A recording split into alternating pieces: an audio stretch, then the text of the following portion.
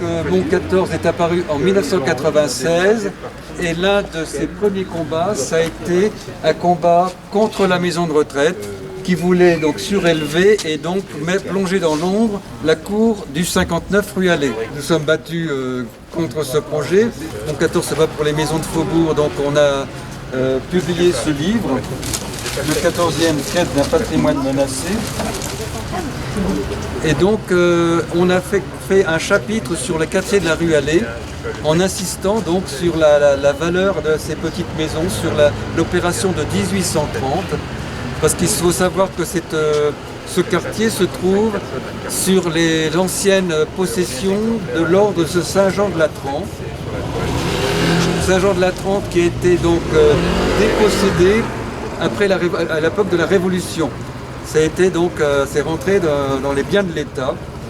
Et il faut savoir que c'était donc un endroit d'exploitation des carrières. Comment dire, c'était très connu. Et à proximité, il y avait donc des carrières royales qui étaient très, très cotées. Et donc ça a donné lieu donc, aux catacombes. Donc c'était vers 1770 par là, que le roi a décidé que les ossements de tous les cimetières parisiens seraient déversés ici à côté, donc dans un sous-sol qui tourne grosso modo de la rue d'Alembert à l'avenue René-Coty.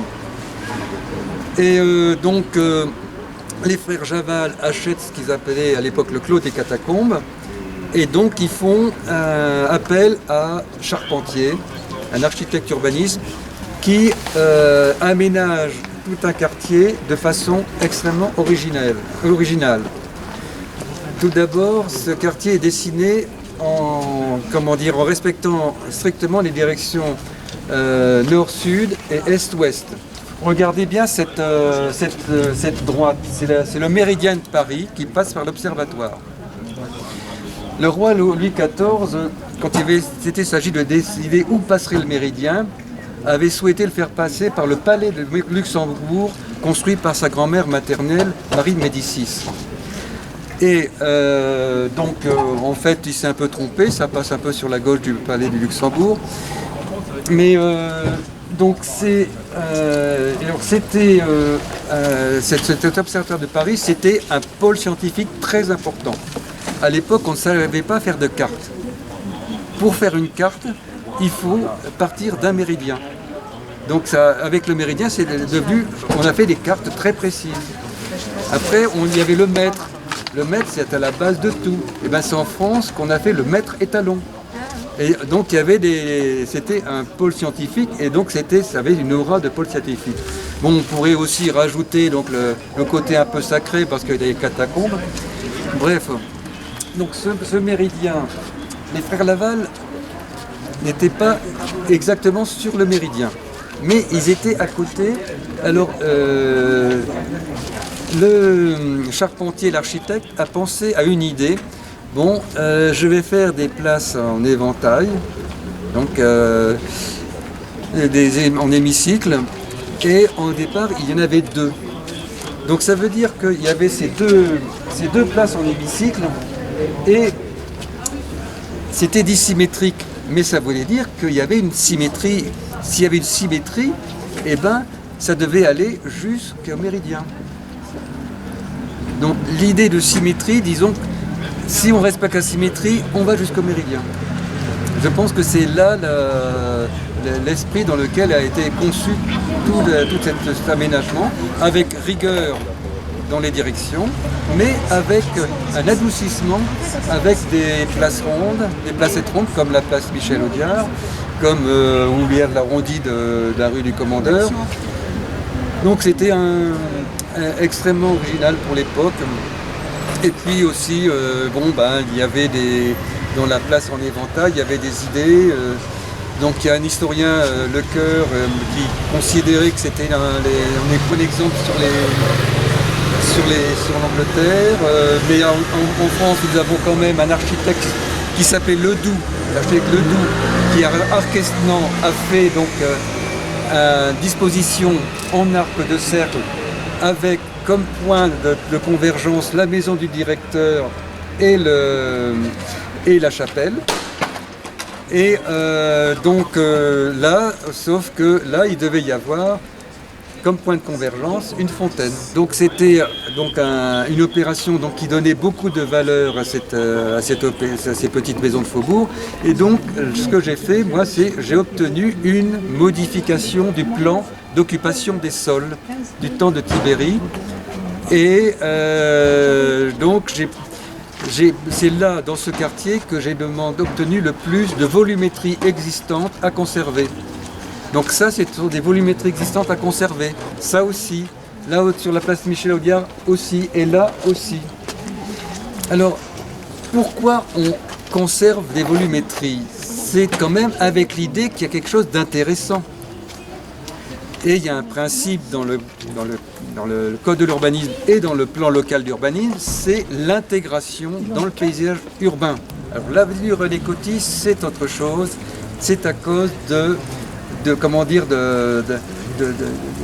l'état lamentable de nos rues. Donc bien avant Saccage Paris, dans le cadre de ce journal, j'ai dénoncé où va l'espace public. Voilà, où va l'espace public. Ça c'est une réédition. La première sortie c'était en 2018. Donc 3 ans avant Saccage Paris. Et je me suis battu pour l'avenue René-Coty. Donc il y avait cette histoire d'arbustes. On marchait dans un espèce d'océan de verdure, c'était bien agréable. Maintenant, donc, on a le nez sur les voitures. Il y a des petites fleurs, mais elles ne poussent pas toute l'année. Donc, 3/4 de l'année, il n'y a rien du tout. Et mais moi, je me battais d'abord contre le mobilier, parce qu'on voyait que le paysage était déclassé par le mobilier, par le marquage au sol et tout. Et je pense que la maire de Paris voulait faire cette opération de René-Coty aussi pour cette question de mobilier. Donc c'était pour ça que je me battais. Et puis ça, je m'en suis aperçu tardivement. Il y a une protection de l'espace vert, il y a une protection de la maison par la volumétrie existante à conserver, mais ça ne suffisait pas. Alors là, je vais vous expliquer, Montcator se bat pour les espaces verts. On a commencé par se battre pour les espaces verts de l'hôpital Sainte-Anne. Il y avait un bel espace consacré aux cultures florales et potagères qui d'un seul coup a été goudronné. De fil en aiguille, je me suis aperçu qu'il y avait des diverses atteintes, des pelouses transformées en parking, des constructions, des arbres abattus le long des voies bitumées. Et donc j'ai cherché à trouver le moyen de démontrer que l'espace vert avait été diminué. Mais toujours, quand il y a une protection d'espace vert, la superficie protégée est très inférieure à la superficie totale d'espace libre. Et les propriétaires ont le droit de modifier l'emplacement de leur espace protégé. Alors c'est quand même très compliqué, c'est pas du tout évident devant les juges. Alors j'ai eu des discussions par exemple avec le maire du 14e, je lui ai dit est-ce que c'est normal de compter comme espace vert les voies bitumées. Alors il dit est-ce qu'il y a des arbres le long de ces voies? J'ai dit oui. Ah ben alors vous savez qu'on classe en espace vert des cours d'école bitumés où il y a des arbres. Alors que faire? Donc c'est pour vous donner une petite idée de la façon dont c'est compliqué. Donc on va en parler après parce qu'on est dans une période de révision du plan local d'urbanisme. Donc on peut changer, on peut modifier ça pour que ce soit plus contraignant. Alors donc il y a ça et puis aussi j'ai d'autres exemples. La maison de retraite Marie-Thérèse, même chose. Il y avait des espaces résiduels. Là où la maison de Marie-Thérèse voulait construire, c'est juste là devant la fondation de maison de retraite de la femme de Chateaubriand, qui a une valeur historique. Heureusement, on a été aidés par les Amis de Chateaubriand, la société des Amis de Chateaubriand. Heureusement, ils nous ont aidés, grâce à ça, parce que le clergé avait, comment dire, l'archevêché avait du sens moral quand même, donc ils ont renoncé. Et ils ont fait leur projet, mais dans un espace individuel caché, où ça ne gênait pas. Pourquoi ils ne l'ont pas fait tout de suite? Donc ce sont des exemples comme ça. Alors ça, c'est un nouvel exemple. Nous avons fait un recours donc, avec Maître Le Briérot dans un premier temps, et où nous avons demandé le sursis à exécution. Et donc nous n'avons pas été suivis par le juge des référés. Alors il faut savoir que du côté donc, de l'opération 1830, l'avocat n'a pas enclenché les choses. Il disait qu'il y avait un environnement haussmannien. C'était pas vrai, donc il a mal. Je ne sais pas pourquoi il est parti dans cette direction. Et puis, donc devant le juge des référés, il n'est pas parvenu à défendre suffisamment l'espace vert. Et le juge des référés nous a dit, bon ben je ne vois aucun moyen de sérieux. Et donc je refuse donc, de surseoir aux travaux. Et bon, puis après là, il y a eu un espèce de croc-en-jambe procédural parce que la loi devient de plus en plus tendance à mettre des bâtons dans les roues aux associations. Donc on a été supposé s'être désisté alors que ce n'était pas le cas. C'était involontaire. Et donc on agit aujourd'hui par des mémoires en intervention. Et donc cette mémoire en intervention, pour ce faire, nous faisons appel à Maître Ribière. C'est un avocat de la rue Erlanger qui a réussi à faire annuler un permis dans la rue Erlanger alors que ça fait des années qu'on se bat et sans que les juges fassent preuve d'appréciation, apprécient donc la perte d'espace vert ou apprécient l'impact défavorable sur l'environnement. Il faut leur prouver par A plus B. Donc lui est arrivé et là il est parti de Charpentier. C'est autre chose que j'avais pensé. Il a découvert que Charpentier, l'architecte du projet, avait été l'auteur du hameau Boileau, de l'opération Montmorency, de Bougainvilliers, bref, plusieurs opérations, donc un peu des gens, la Bouzaïa. Donc c'est un architecte qui avait donc des idées pour faire ce genre d'opération.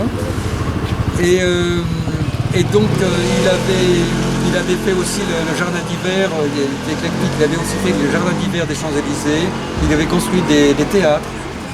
Donc c'était pas n'importe qui. Donc placé ce jour-là, non seulement c'est une opération, solide dans Paris, mais c'est une opération ça donne du charme à un quartier de Paris, mais c'est aussi l'œuvre de quelqu'un de connu, de renommé, donc ça doit être respecté. Alors, ça c'est un premier angle d'attaque, mais il a pensé aussi aux espaces verts. Rue Erlanger, il a aussi gagné en faisant appel à un cabinet d'architectes paysagistes, cabinet La Motrice, qui a prouvé, qui a fait 16 pages, qui a prouvé qu'il y avait une déperdition au niveau de l'espace vert.